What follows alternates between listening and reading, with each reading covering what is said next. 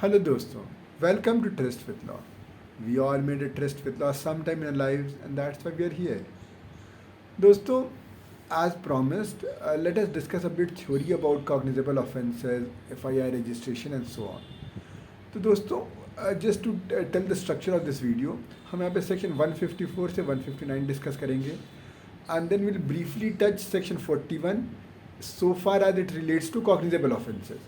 दोस्तों, हमने ललिता कुमारी में देखा कि court distinguish between registering of FIR for cognizable offence and the arrest. तो हम सेक्शन 41 में उसे करस्पॉन्डिंग कुछ सब सेक्शन देख लेंगे and then will also briefly touch section 173 some sections of it. इन चीज़ों को will discuss in detail in some other videos. तो दोस्तों, let us start. So we are currently dealing with chapter 12 of CRPC, which is titled Information to the Police and Their Powers to Investigate. We start with 154. Information in cognizable cases. तो इसमें कहता है कि every information relating to commission of cognizable offense. अब अगर वो orally बताया गया हो पुलिस को तो police shall reduce it in writing, और वो जो भी राइटिंग है उसे कॉपी दे देगा इन्फॉर्मेंट को. या दूसरा तरीका है कि इन्फॉर्मेंट खुद राइटिंग में ले आया है. तो दोनों केसेस में अगर वो खुद राइटिंग में लाया है तो वो राइटिंग, अगर वो ओरली बोला है तो पुलिस उसको राइटिंग में कन्वर्ट कर दिया और उसके बाद उसको एक अपने बुक में जो वहाँ रहता है वहाँ पर लिखेगा और it will get the written thing signed by the informant. तो 154 के लिए ज़रूरी क्या है दोस्तों?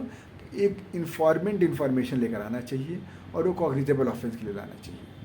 अब दोस्तों, इसमें कुछ प्रोवाइजो बनाए गए हैं, जैसे मान लीजिए कुछ एसिड अटैक वाले केसेस सेक्शन 326A 326B या sexual offences 354A B C D 376. इन सब केसेस में क्या कह रहा है कि इसमें जो information will be recorded by a woman police officer और एनी वुमन ऑफिसर. ठीक है.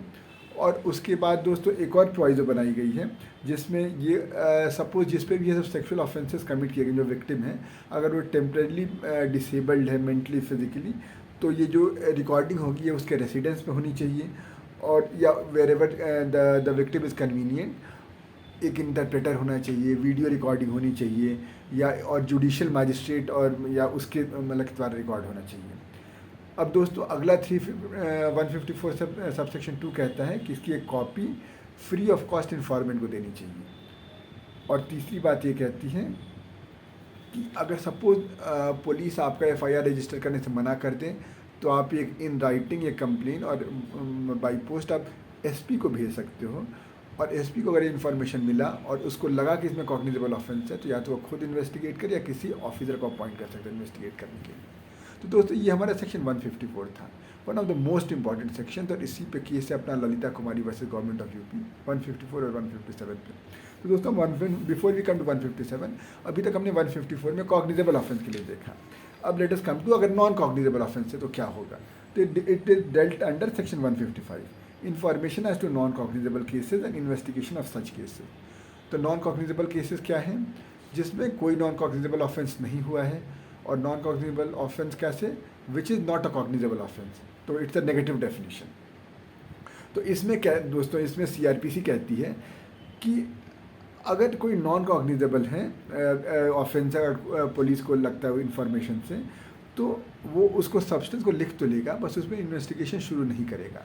ही will forward a report to the magistrate और उसके डायरेक्शन के बाद उस पर इन्वेस्टिगेशन शुरू होगा. तो ये नॉन कॉग्निजेबल के बारे में लिखी हुई है.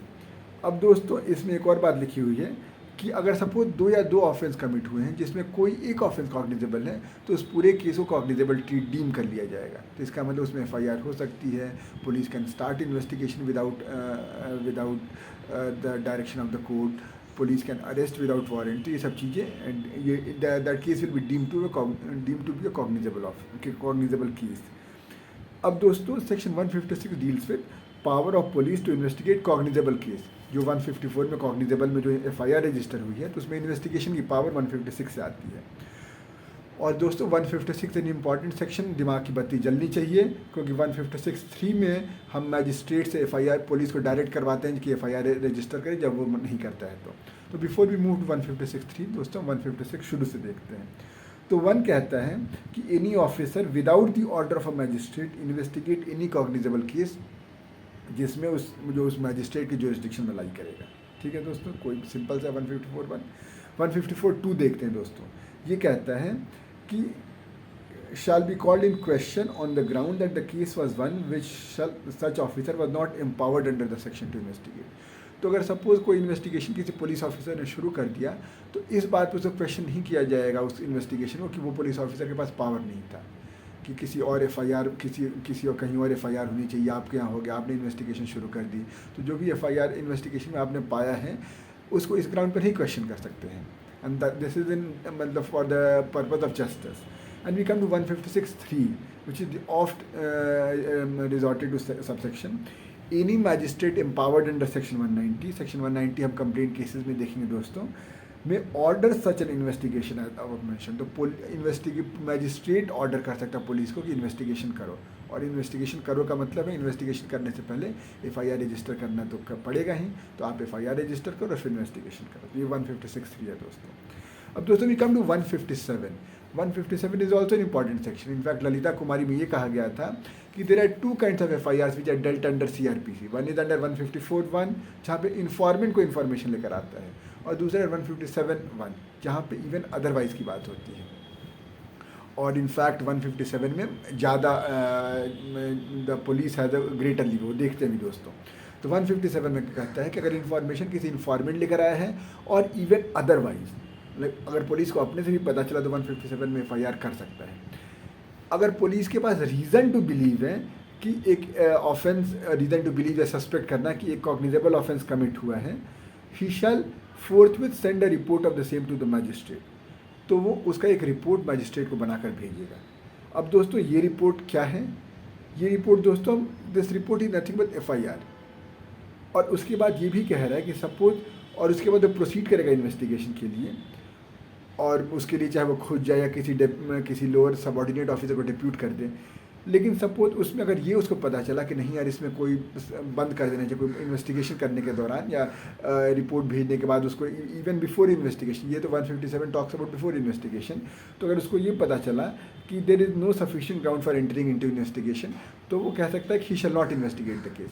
लेकिन ये भी रिपोर्ट में इसके राइटिंग से रीज़न देने होंगे, और ये भी आपको रिपोर्ट भेजना पड़ेगा मैजिस्ट्रेट को कि इसमें ये रीज़न, इसमें सब्सटेंस नहीं है, फ्रिवोलस लग रहा है, इसमें इन्वेस्टिगेशन की ज़रूरत नहीं है. अब ये क्यों ज़रूरी है? To maintain judicial oversight. तो ऐसा ना कि पुलिस अपनी मनमानी कर दे, नहीं तब तो पुलिस कुछ बायस हो जाएगी, कुछ ऑपोजिशन रिलेटेड केसेस को इन्वेस्टिगेट ही ना करे. तो इसीलिए कहता है कि अगर आपको ये भी लगता है इन्वेस्टिगेशन से पहले ही, तो आप इसकी रिपोर्ट में जो बाद में रिपोर्ट एक और भेजोगे तो उसमें आप ये भी बताओ. तो दोस्तों ये रहा अपना केस, और उसमें ये सब रीजन देते हैं. अब हम आगे आते हैं सेक्शन 157 इज 154 और 157 आर इम्पॉर्टेंट सेक्शन. 158 सिंपल है कि जो रिपोर्ट सबमिट होती है या तो खुद सबमिट कर सकता है या कोई स्टेट गवर्नमेंट जरूर बनाए जिसके हिसाब से किसी सुपीरियर ऑफिसर के थ्रू सबमिट कराएगा. उसके बाद दोस्तों जब मैजिस्ट्रेट के पास रिपोर्ट गई तो या तो मैजिस्ट्रेट इन्वेस्टिगेशन करने को कह सकता है, डायरेक्ट कर सकता है कि ऐसे नहीं ऐसे करो, या चूँकि पुलिस ऑलरेडी इन्वेस्टिगेट करी तो रुक भी सकता है कि आप अपनी रिपोर्ट लाओ उसके बाद हम देखेंगे, या पुलिस खुद इंक्वायरी कंडक्ट कर सकता है. अगर उसको सपोज जैसे इस केस में कि रिपोर्ट आई उसमें लिखा था कि हम इन्वेस्टिगेशन नहीं करेंगे, इसमें कोई सब्सटेंस नहीं है. अब मैजिस्ट्रेट फील कि अगर पुलिस को दोबारा डायरेक्ट करेंगे तो हो सकता है जस्टिस ना हो, तो खुद इंक्वायरी कर सकता है. अब दोस्तों ये रहा 159. 160 ऑनवर्ड दोस्तों हम 160, 161, 164 ये सब important section. In fact 167 will see in different section. अब let us come briefly to 173. तो दोस्तों हमने 157 में देखा कि even before starting the investigation अगर ऑफिसर को लगता है कि नहीं, पुलिस ऑफिसर को कि यहाँ पे इन्वेस्टिगेट करने की ज़रूरत नहीं है, तो वो रिपोर्ट भेजता है. दोस्तों 173 में क्लोजर रिपोर्ट भी जाते हैं कि इन्वेस्टिगेशन करने के बाद उसको लगता है कि कोई यहाँ पे ऑफेंस नहीं कमिट हुआ है, तो वो वाली रिपोर्ट वो 173 में भेजता है. और इसके बाद मजिस्ट्रेट चाहे तो इन्वेस्टिगेशन कंटिन्यू करा सकता है, उसको रुकवा सकता है. तो नाउ मजिस्ट्रेट के पास इन्फॉर्मेशन चल गई, जुडिशियल सिस्टम में तो इन्फॉर्मेशन पहुंच गई, तब उसके बाद मजिस्ट्रेट विल टेक ओवर कि क्या कराना चाहिए उसके आगे. अब उसके बाद दोस्तों एक और यहाँ पर बात आती है, सेक्शन 41. Excuse me.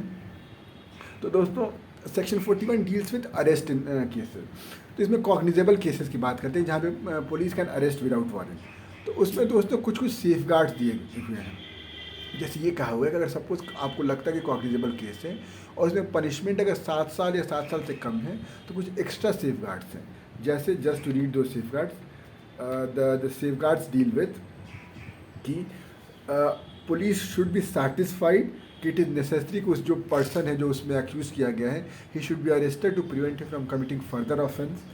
फर्दर दूसरा, he should be arrested for proper investigation of the case. या तीसरा, अगर उस पर्सन को एविडेंस डिस्ट्रॉय कर देगा या टैम्पर कर देगा अगर उसको अरेस्ट नहीं किया तो। चौथा, फ्रॉम इंड्यूसमेंट, थ्रेट, ऑफर करेगा वो अक्यूज्ड को या उसके विटनेसेस को, और उसका अगर कोर्ट के सामने हमें प्रोड्यूस कराना है तो उसका अरेस्ट करना पड़ेगा। तो ये सब सेफ गार्ड दिए गए हैं कि अगर कॉग्निजेबल ऑफेंस है जिनका 7 साल से कम पनिशमेंट है तो ये सब चीज़ें और होनी चाहिए।